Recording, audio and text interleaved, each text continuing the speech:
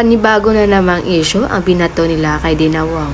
Nung nakaraan, nagswag, ngayon naman daw nag-iinarti. Hi guys, again it's me, Penels TV. So for today's update guys, pag-uusapan natin yung nag-trending na video kung saan nag-iinarti daw si Boss D. Pero bago ang lahat guys, huwag niyo munang kalimutang i-subscribe at i-hit ang notification bell button para updated guys sa mga bago kong upload. Usap-usapan kasi ngayon guys sa social media ang ginawa ng pag-iinarti ni Boss D nung tinawag ang mga players ng Chocomocho Flying Titans para lumapit sa mga players ng Creamline Cold Smasher para sabay silang kuunan ng mga litrato. Makikita kasi natin dito sa video guys na si Boss D ang pinakahuling lumapit sa nag-umpokang mga players ng Chocomocho Flying Titans at ng Creamline Cold Smasher at inaya na lang din ito ni Coach JC sa kabilang side.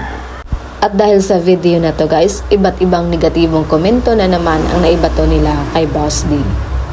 May nagsabi na nahiya daw si Boss D dahil sa inasal no first game na tinarayan ang mga taga Creamline. At hindi daw ito pinansin ni Gemma kaya tamang pag-iinarti daw. At sa mga hindi nakapag-move on sa gawong, inisip naman nila na naghahanap daw ng pwesto si Boss D para makatabi si Gemma. Lutang pa daw umano si Boss D dahil may naisip or naalala ang nakaraan na may pabakhad. Sa konting point of view tayo dito guys, in a positive way. Una, tiningnan niya kung saan pepesto since puno na. Nag-iisip din siguro si Boss D kung saan siya banda pepesto na hindi makakaagaw ng pansin. Dahil alam niyo na, sikat si Boss D, so baka isipin na naman na nagpapapansin ito at umagaw ng eksena.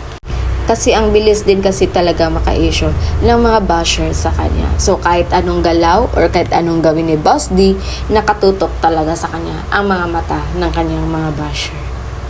Kaya instead na maging masaya, nagkaroon patuloy ng issue. Kitang-kita naman sana sa mga mata nila ang saya dahil magkaharap sila for the first time ang mag-sister team. So yun lang muna yung pa-update natin guys. Again, this is Penels TV. Thank you for watching.